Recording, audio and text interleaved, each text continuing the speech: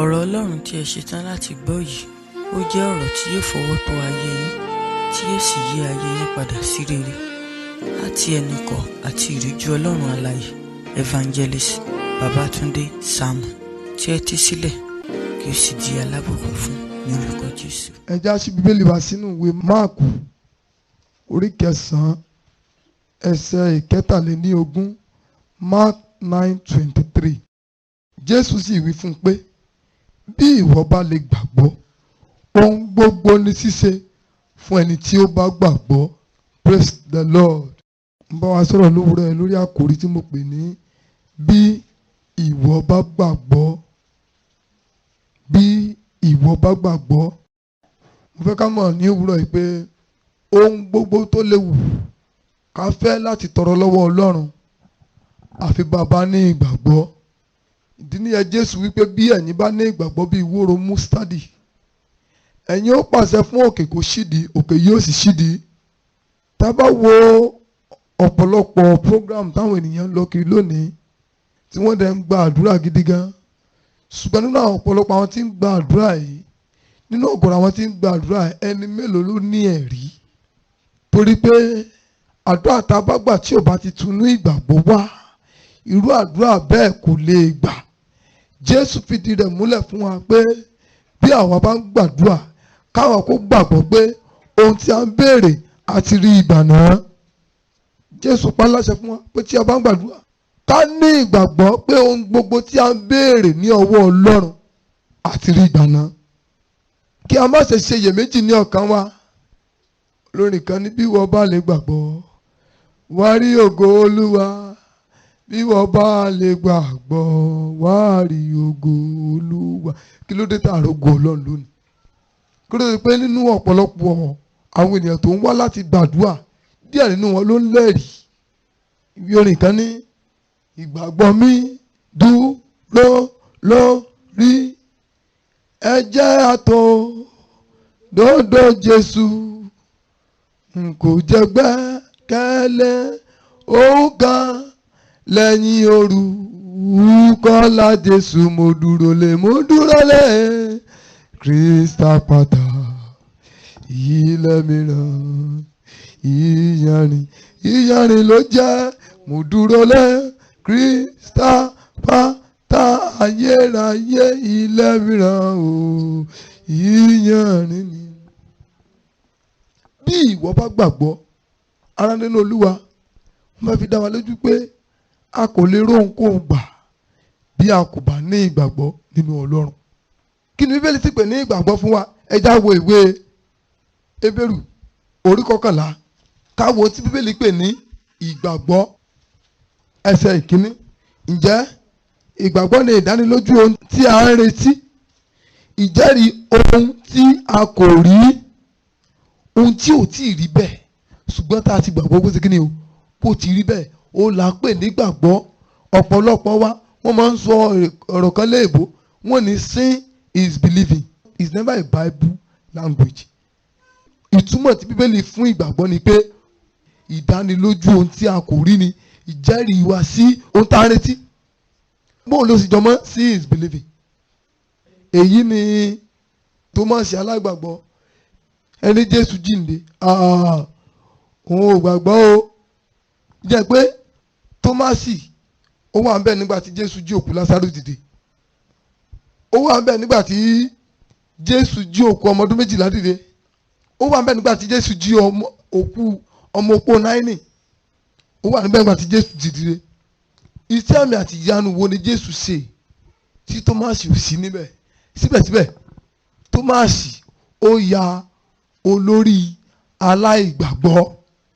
Nígbà tó mú ròyìn bá pé Jésù ti jíǹde, olóhùn òun wá gbàgbọ́ pé Jésù jíǹde. Ó ní tí n bá rí ṣá, tí n bá rí gan, mi ò tú tí ìgbàgbọ́. Má kí ọwọ́ mi bọ ìyà ẹ̀gbẹ́ rẹ̀, má kí ọwọ́ mi bọ ọwọ́ rẹ̀ méjèèjì tó gba ìṣó mọ́ níwàásẹ̀ ìgbàgbọ́. Ṣùgbọ́n lọ́jọ́ tí Jésù farahàn láàrin àwọn àpọ́stélì 12, ó jọjọ́ tí Tómásì náà wà níbẹ̀. Kété tí Jésù farahàn, wọ́n ní bó ṣe rí, ó ní Ọlọ́run àti Olúwa mi. Jésù wá wí fún pé Tómásì, ìwọ rí mi, ló ṣe gbàgbọ́. Ó ní ṣùgbọ́n alábùkún fún ni àwọn tí kò rí mi ṣùgbọ́n tí wọ́n gbàgbọ́. Máa fún wa ní àwọn èrèdí mélòó kan tí ó ń dènà kìrìsìtẹ́nì tí ìgbàgbọ́ wọn kì í fi mú wọn lára dá. Ṣùgbọ́n ṣáájú yẹ wọ́n fẹ́ fún wa ní àwọn àpẹẹrẹ àwọn ènìyàn méjì tí Jésù wòsàn tí wọ́n sì gba ìmúláradá nípasẹ̀ ìgbàgbọ́. Ẹni àkọ́kọ́ náà láti inú ìwé Máàkù yìí. Arákùnrin kan Bíbélì fìdí ẹ̀ múlẹ̀ fún pé ọmọ rẹ̀ ní ẹ̀mí èṣù. Ó gbé ọmọ rẹ̀ yìí wá sí ọ̀dọ̀ àwọn ọmọ ẹ̀yìn Jésù láti wòsàn. Ṣùgbọ́n àwọn ọmọ ẹ̀yìn kò lè ṣe é. Wọ́n sa gbogbo agbára tí wọ́n ní, wọn kò lè ṣe é. Nígbà tí Jésù dé pẹ̀lú àwọn ọmọ ẹ̀yìn tó tẹ̀lé sọ́dọ̀ àwọn ọmọ ẹ̀yìn tó kù, arákùnrin yìí ti ṣe bàbá ọmọ yìí, ó wá lọ bá Jésù. Ó ti gbé ọmọ wá pé kí àwọn ọmọ ẹ̀yìn rẹ̀ kó lè wòsàn, ṣùgbọ́n wọn kò ní agbára láti wòsàn. Ó wá sọ fún Jésù pé bóyá bí wọ́n bá lè wòsàn. Jésù wá fún lésì pé bí wọ́n náà bá gbàgbọ́. Ẹ já wo verse 21. Ó sì bi bàbá rẹ̀ léèrè wípé ó ti pẹ́ tó tí èyí ti dé sí. Ó sì wípé láti kékeré ni. Nígbàkúgbà ni í máa ń gbé sọ sínú iná àti sínú omi láti pa á run. Ṣùgbọ́n bí ìwọ bá lè ṣe ohunkóhun, ṣàánú fún wa kí o sì ràn wá lọ́wọ́. Jésù sì wí fún un pé bí ìwọ bá lè gbàgbọ́, ohun gbogbo ní ṣíṣe fún ẹni tí ó gbàgbọ́. Kí ló mú kó pe èdè tó pè sí Jésù ni pé àwọn ọmọ ẹ̀yìn Jésù ò rí nǹkan kan ṣe sí. Ó wá rò pé bí àwọn ọmọ ẹ̀yìn ti rí náà Jésù rí. Torí arákùnrin yẹn gbàgbọ́ pé àwọn tó ti ń bá Jésù rìn látọjọ́ ẹ̀ tí Jésù ń jókòó lójú wọn, ó yẹ kán lé agbára àti kíni o àti lè wọ́ ọmọ òun sàn. Ṣùgbọ́n nígbà tí wọn ò lè wò sàn, ó mú kí gbàgbọ́ rẹ̀ kó rẹ̀wẹ̀sì. Ó wá sọ fún Jésù pé tó bí wọ́n bá lè rí nǹkan kan ṣe sí, torí àwọn ọmọ ẹ̀yìn náà ti try. Àwọn ọmọ ẹ̀yìn náà ti gbìyànjú, wọn rí nǹkan kan ṣe sí. Ìwọ tó ọjọ́ ọ̀gá ọmọ tó bí wọn náà bá lè gbìyànjú. Jésù wá dáhùn pé bí ìwọ náà bá gbàgbọ́. Ẹ já wo èsì tí bàbá yẹn fi dá Jésù lóhùn ní verse 24. Lójú kan náà bàbá ọmọ náà kígbe lé òun rárá. Ó sì fi omijé wípé Olúwa, mo gbàgbọ́, ràn àìgbàgbọ́ mi lọ́wọ́. Mo fẹ́ gbàgbọ́ ńlá o bàbá, ràn mí lọ́wọ́ Olúwa. Ìgbàgbọ́ mi kéré, jọ̀wọ́ fún mi ní ìgbàgbọ́ ńlá sí. Bàbá arákùnrin yìí nígbà tó rí èsì tí Jésù fọ̀ wípé kí ọmọ rẹ tó lè gba ìmúláradá àfi bí ìwọ gangan bá gbàgbọ́ wípé ọmọ rẹ lè gba ìmúláradá. Bíbélì wá wípé ní omijé rárá ni bàbá yẹ ké wípé Olúwa, mo gbàgbọ́, ṣùgbọ́n ran ìgbàgbọ́ mi lọ́wọ́. Ọ̀pọ̀lọpọ̀ wa lálá gbàgbọ́ sẹ́rí pé ìgbàgbọ́ tó ń pè ní gbàgbọ́, ìgbàgbọ́ ìkíkíkí o kìí ṣe ìgbàgbọ́. That's the problem of many of us. A ní ìgbàgbọ́ bọ̀ à ń forí kokun, à ń gbàgbọ́ pé a ní gbàgbọ́ nígbà tá a sì ní. Bàbá yìí ọmọ rẹ̀ ní ìṣòro láti ìgbà èwe rẹ̀ wá. Ó ti ń gbọ́ kìkì nípa Jésù. Ó ti rò pé lọ́jọ́ kan ni màá rí. Ṣùgbọ́n lọ́jọ́ tó rí Jésù yìí, kó tó rí Jésù, àwọn ọmọ ẹ̀yìn rẹ̀ ló kọ́ bá pàdé. Nítorí pé àwọn ọmọ ẹ̀yìn ò sì rí nǹkan kan ṣe, ìrètí bàbá àti ìgbàgbọ́ rẹ̀ nínú Jésù ṣe kíni o, ó ti sọnù.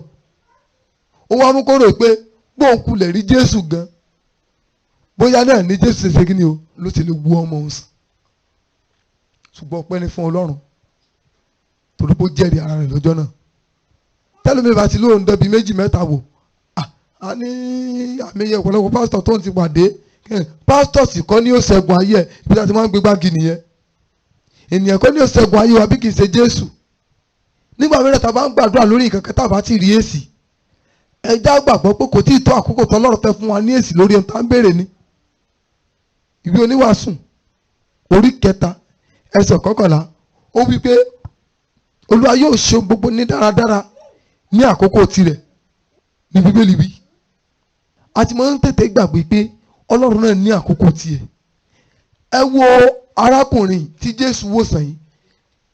Jésù bi bàbá rẹ̀ pé àti ìgbà wo ni ọmọ yìí ti ń dojúkọ ìṣòro àtògùn yìí. Wọ́n ní bàbá rẹ̀ wípé àti ìgbà ìwé rẹ̀. So ó ti pẹ́ tó ti ń ṣe ọmọ yìí. Ó túmọ̀ sí pé tó bá ti àti ìgbà ìwé, nígbà tí yóò fi gbé déwájú Jésù ó ti dàgbà. Àti kékeré kó tó dàgbà ló ti ń ṣe, ṣùgbọ́n nítorí pé àkókò ò tí ì tó fún láti gba ìwòsàn, kò tí ì rí ìtúsílẹ̀. Ṣùgbọ́n nígbà tí àkókò tó, ó pàdé akirisore. Ó dàgbà tí wọ́n náà bá ló ń kiri orí òkè, kiri orí òkè, kiri orí òkè, kiri orí òkè, tó sáà ń gbàdúrà tó ò tí ì rẹ́sì. Sọ wá túmọ̀ sí pé Ọlọ́run ò rí ọ ni. Àkókò tí ó ṣe ogun rẹ ni ò tí ì tó. A rí arákùnrin nígbà tí àkókò rẹ̀ tó láti gba ìwòsàn, ó sì alábàápàdé Jésù lọ́jọ́ náà. Àpẹẹrẹ kejì máa fún wa níwèé Máàkù orí 5 ẹsẹ̀ 35 to 36. Bí ó sì ti ń sọ̀rọ̀ lé ẹnu, àwọn kan ti ilé olórí sinagogu wá tí ó wí pé ọmọbìnrin rẹ̀ kú, ètè tí ìwọ fi ń yọ olùkọ́ni lẹ́nu. Lójú kan náà bí Jésù ti gbọ́ ọ̀rọ̀ náà tí a sọ, ó sì wí fún olórí sinagogu náà pé má bẹ̀rù, sá gbàgbọ́ nìkan. Èyí ni Jáírù. Abáka ìtàn yẹn bọ̀ tí abádìrẹ́ lọ́ka. Jáírù yìí jẹ́ ọ̀jọ̀gbọ́n àti olórí aládarí pàtàkì láàrin àwọn Júù ní sinagogu. Ó jẹ́ ẹni tí ò ṣe fọwọ́ rọ́ sẹ́yìn. Ó jẹ́ ẹni tó náà láṣẹ lórí àwọn kan. Ṣùgbọ́n nígbà tí ìṣòro ọmọ rẹ̀ dé, tí ọmọ rẹ̀ ṣàìsàn dojú ikú, ó wá tọ̀ Jésù lọ. Ó rí ara rẹ̀ sílẹ̀ láti tọ̀ Jésù lọ. Pé Jésù gbà mí. Ọmọbìnrin kan tuntun tó ń bí, ó ṣàìsàn ń kú lọ. Ṣùgbọ́n akọ pé bí Jésù ti ń lọ láàrin èrò tó fẹ́ lọ sílé Jáírù yìí, obìnrin kan di Jésù láṣọ mú.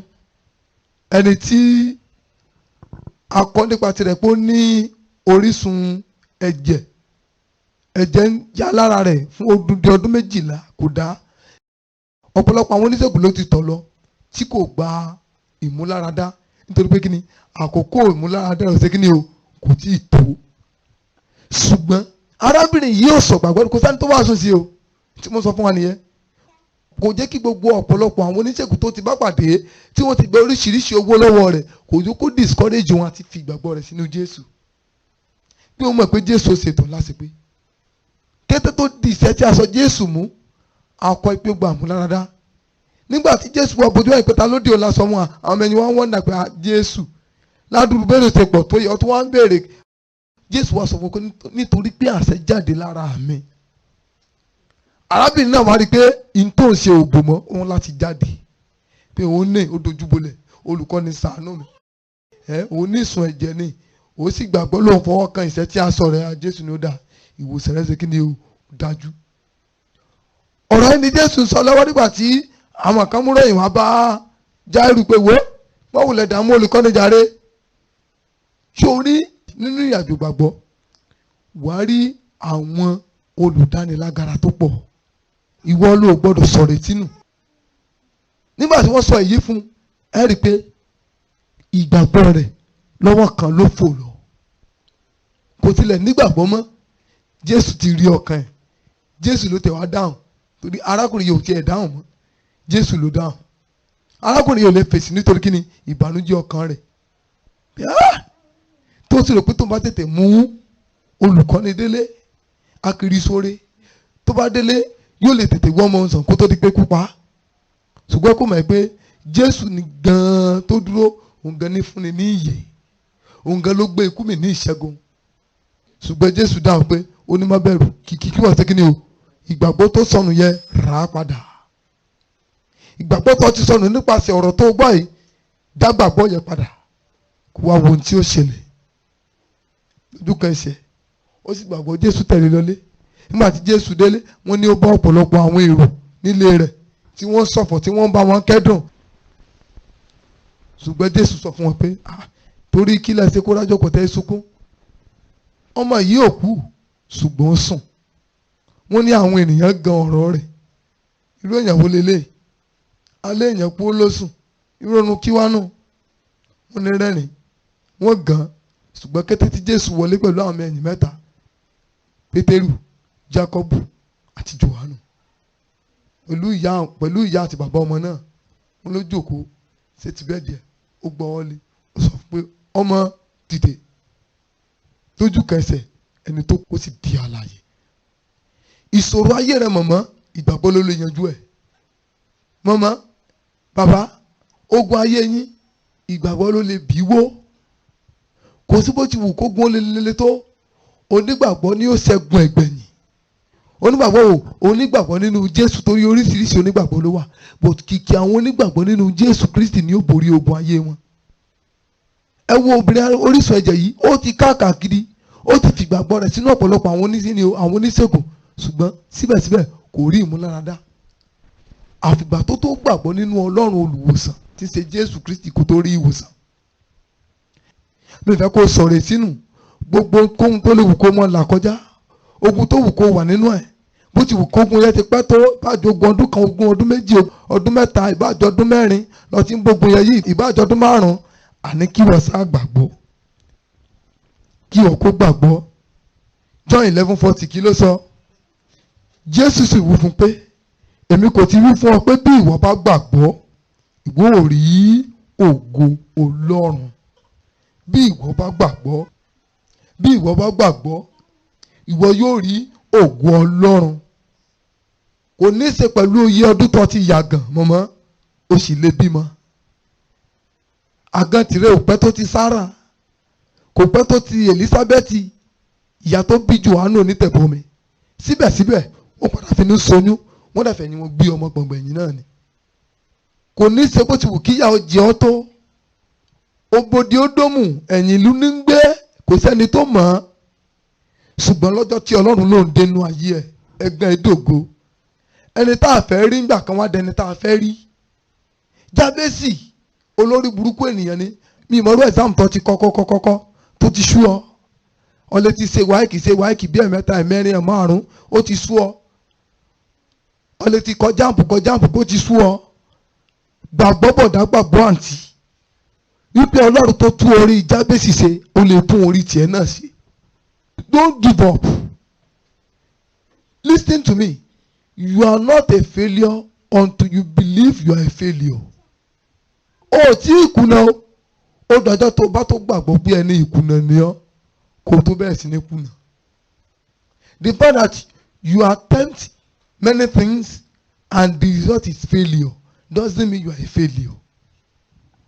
Ọlọ́run tó ṣe ti àwọn tá a kà yìí, tá a sọ̀rọ̀ nípa àwọn nínú Bíbélì yìí, ó ṣe tá àti ṣe tiẹ̀ náà. Kìkì pé kó o gbàgbọ́ nìkan, ọ̀rọ̀ ayé rẹ̀ yóò sì di ayọ̀. Bí ìwọ bá lè gbàgbọ́, ìwọ yóò rí ògo Olúwa. Ẹ jẹ́ ká wo ìwé Hebrew 11:6. Ṣùgbọ́n láìsí ìgbàgbọ́ kò ṣeé ṣe láti wù ú, nítorí ẹni tí ò bá tọ̀ Ọlọ́run wá kò lè ṣàgbàgbọ́ pé ó ń bẹ, àti pé òun ni olùṣẹ̀san fún àwọn tí ó fi ara balẹ̀ wá. Bíbélì wípé ẹnikẹ́ni tó bá máa tọ̀ Ọlọ́run wá, ó gbọ́dọ̀ gbàgbọ́ pé Ọlọ́run yẹn wà láàyè, òun sì ní ẹni tí ó fún un lérè ìgbàgbọ́ tó ní. Bíbélì wípé tí a kò bá ní ìgbàgbọ́ a lè wo Ọlọ́run. Tí a kò bá ní ìgbàgbọ́ a lè wo Ọlọ́run. Mọ̀mọ́ mi ìmọ̀rú ìṣòro tó wà nínú ẹ̀, bàbá mi ìmọ̀rú ìyọnu tó wà nínú ẹ̀, mo fi yí ọ lówùúrọ̀, mo sì fi ń dá ọ lójú pé Ọlọ́run tó dá ọ̀run wọn ayé, ó ṣetán láti tán ìṣòro rẹ̀, ó ṣetán láti mú wàhálà ayé rẹ̀ kúrò, ó ṣetán láti mú ìṣòro ayé rẹ̀ kúrò. Ṣùgbọ́n kí o sí kíni o, kí o gbàgbọ́. Ohun tí Ọlọ́run béèrè lọ́wọ́ rẹ lówùúrọ̀ yìí ni pé kó o gbàgbọ́. Ìdí nìyẹn tí bẹ́ẹ̀ fi ni pé ká máa gbàdúrà títí tí ayọ̀ wa yóò fi kún. Mọ́ torí pé o ti gbàdúrà àti àwẹ̀ ọjọ́ mẹ́ta, torí gbàgbé àti àdúrà ọjọ́ mẹ́ta ọ̀ tí ì rí rìsọ́ọ̀tì ẹ̀, kó wá torí ẹ̀ sọ ìrètí àti ìgbàgbọ́ nínú Ọlọ́run. John 14:12. John chapter 14:12. Lóòótọ́ ni mo wí fún yín, ẹni tí ó bá gbà mí gbọ́, iṣẹ́ tí èmi ṣe lé òun náà yóò ṣe pẹ̀lú, iṣẹ́ tí ó tóbi jù wọ̀nyí lọ ni yóò ṣe, nítorí tí èmi ń lọ sọ́dọ̀ Bàbá. Ìlérí ńlá tí Jésù ṣe ni pé bá a bá ti gbàgbọ́, iṣẹ́ tí òun ti ká lára ṣe ni àwa náà yóò ṣe pẹ̀lú. In fact ju èyí tó ń tún ṣe lọ. Sọ wá ṣe pé Jésù ò rí ṣòro nígbà ayé rẹ̀ ni. Sọ wá ṣe pé Jésù ò dojúkọ wàhálà kan àbí kejì ni. Kò sóhun tí ènìyàn ń dojúkọ tí Jésù ò dojúkọ. Ṣùgbọ́n Jésù borí nítorí pé ó gba bàbá gbọ́. Ǹjẹ́ wọn náà gba Jésù gbọ́? Ó lóun lọ sọ́dọ̀ bàbá nítorí náà ohun tí òun ṣe àwa yóò tẹ̀síwájú, gbogbo àwa tá a bá ti gbàgbọ́ nínú rẹ̀ a ó tẹ̀síwájú láti máa ṣe jù bẹ́ẹ̀ lọ. Ǹjẹ́ o gbàgbọ́? Ìgbàgbọ́ ló nílò. Màmá bàbá lórí ohun tó là kọjá ẹ̀ ìgbàgbọ́ rẹ ló nílò. A ó sì ṣẹ́gun lórúkọ Jésù. So ẹ jẹ́ fún wa ní àwọn ohun mẹ́ta tó máa ń dènà ìgbàgbọ́ kìrìsìtẹ́nì tí kìí jẹ́ kó lè mú wọn lára dá, tí kìí jẹ́ kí ìgbàgbọ́ wọn kó lè ṣiṣẹ́ agbára nínú Ọlọ́run. Ìkíní, iyèméjì. Iyèméjì. Ìwé Jákọ́bù orí kìíní ẹsẹ̀ kẹfà, bẹ̀rẹ̀ láti ẹsẹ̀ kẹfà. James chapter 1 from verse 6 downward. Ṣùgbọ́n kí ó bẹ̀rẹ̀ ní ìgbàgbọ́ ní àìsí iyèméjì rárá, nítorí ẹni tí ó sì iyèméjì dàbí ibi omi òkun tí ń ti ọwọ́ afẹ́fẹ́ bì sí wá bì sẹ́yìn tí a sì ń rú sókè, nítorí kí irú ẹni bẹ́ẹ̀ má ṣe rò pé òun yóò rí ohunkóhun gbà lọ́wọ́ Ọlọ́run. Ènìyàn oníyèméjì jẹ́ aláìdúró ní ọ̀nà rẹ̀ gbogbo. Praise the Lord. Gbọ́n tí bẹ́ẹ̀ ni fi parí ẹ̀ ní verse 8. Ó ní ènìyàn oníyèméjì jẹ́ ẹni tí ò lè dúró, unstable person, inconsistent, àìlè dúró gangan nínú ìgbàgbọ́. Iyèméjì ara nínú Olúwa, mo bẹ̀ wá ẹ jẹ́ ká paná tí ń ṣe iyèméjì nínú ọkàn wa. Ẹni ọ̀pọ̀lọpọ̀ máa ń pa mí. Tálọ́ mi bá kó program kan nísìn ó ti sá lọ program mi bó àti ń kó program yẹn lọ́jọ́ kan ó lè rin program 4-5 bọ̀ torí kíni, kí ló ń wá kiri, kí ló sọnù lọ́wọ́ rẹ̀ tó ń wá, kí ni ju ọ lọ́wọ́ tó fi jólẹ̀. Ẹlòmíì pásítọ̀ tó ní lọ́wọ́ kò ló ń kà. Ara ìṣòro tá a tiẹ̀ ní kẹ̀yìn ayé nìyẹn. Ojú ọ̀pọ̀lọpọ̀ àwọn ọmọ ìjọ ògbébì kan, oríṣiríṣi pásítọ̀ ẹ wá rẹ̀ tán mọ̀ yàn wọ́n lẹ́bọ. Àwọn pásítọ̀ jìbìtì, pásítọ̀ tọ́lọ́run ò pè tán pera wọn, àwọn pásítọ̀ tí ẹ pé ebi ló pè wọ́n, Ọlọ́run kọ́ ló pè wọ́n. Nígbà tí wọ́n bá ti rí i pé ogun ayé rẹ̀ ló ka ọ lára bí ó ṣe sẹ́, táyì ti gbàdúrà mélòó kan fún ọ tọ́rí pé bọ́ ṣe sàmì kárakára mú ìsìnkú oríṣi ogun ayé ẹ̀ náà ni. Wọ́n máa ń yàn ọ́ lẹ́bọ, wọ́n máa béèrè owó lọ́wọ́ rẹ̀. Wọ́n jẹ́ tán ìṣòro tí Jésù bá ti yanjú nínú ayé rẹ̀, àlùfáà kan ò lè yanjú ẹ̀. Ìṣòro tó bá ti gbàgbọ́ kí Jésù bọ́ ọ mú kúrò, wòlíì kan ò lè mú kúrò fún ọ. Ẹnìkan ṣoṣo tí ń gba nílà títí ń tú ni sílẹ̀ ni Jésù Kristi. Tí gbàgbọ́ rẹ̀ bá sì ti dúró nínú rẹ̀ mọ̀mọ́ o kò lè ní ìṣẹ́gun lórí gbogbo ogun tó ń là kọjá. Kò sí ní tẹ́lómi lè gbọ́ ní ìlérí Ọlọ́run fún ayé rẹ̀, ó sì lè ṣe báyìí. Iyèméjì yìí ló ṣe bàbá tó bí Jòhánù, Sakaraya, nígbà tí áńgẹ́lì farahàn nínú tẹ́ḿpìlì wípé wò ó Ọlọ́run ti rántí ìwà àti aya rẹ̀ ó ti lówó fún yín lọ́mọ. Ó wá bèèrè lọ́wọ́ áńgẹ́lì yẹn pé bóun lòún ṣe mọ̀ pé lóun fáwọn lọ́mọ. Áńgẹ́lì ló wá fún ní àmì pé ọ̀ yàdì. Àmì tí màá fún ọ ni pé ó di lọ́ọ̀yà. Ìwà tó jẹ́ àlùfáà tó ò lè gba Ọlọ́run gbọ́ ní kòríta ẹ̀ pé Ọlọ́run tó dá Ábúráhámù lóhùn ó wà síbẹ̀ fún ọ, wàá yàdì.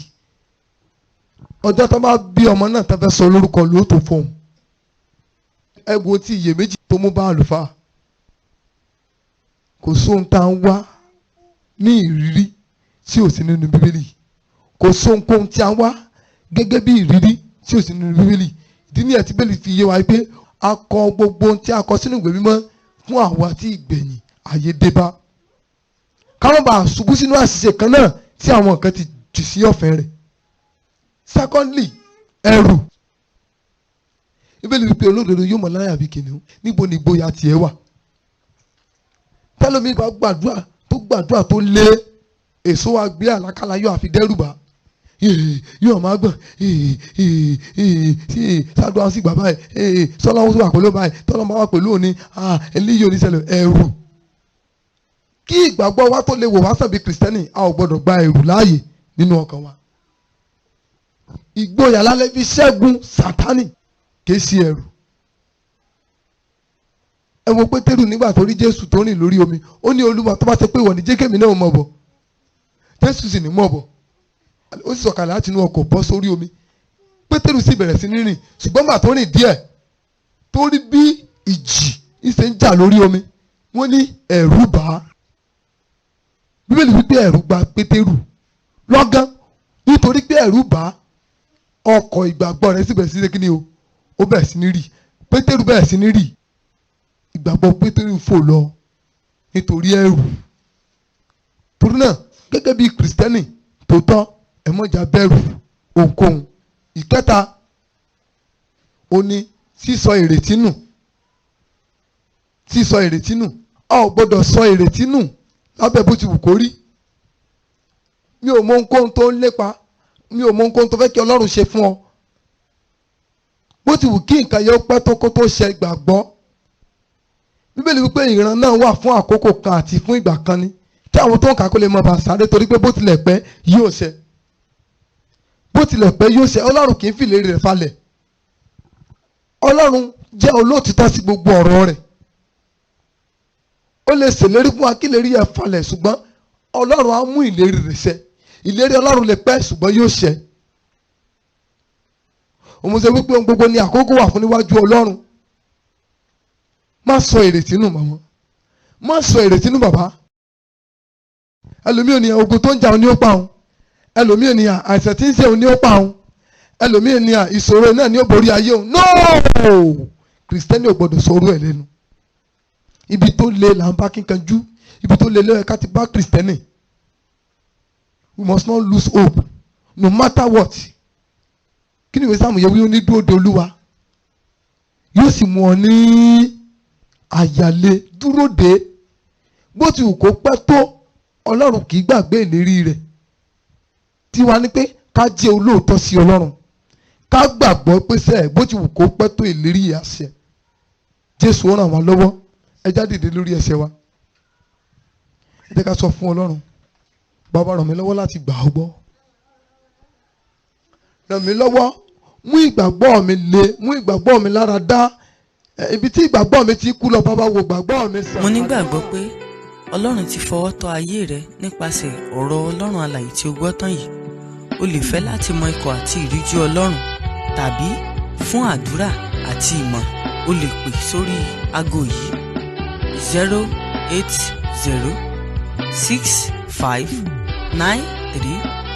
08065935539.